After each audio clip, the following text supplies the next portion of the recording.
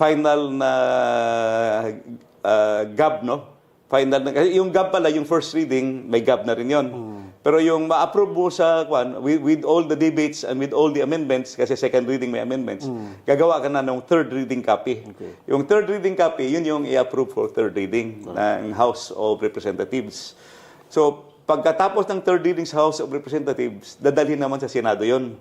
Pagdating sa Senado, ganun din ang procedure. May first reading, i-refer sa committee, ang sa Senado, Senate Committee on Finance sa kanila.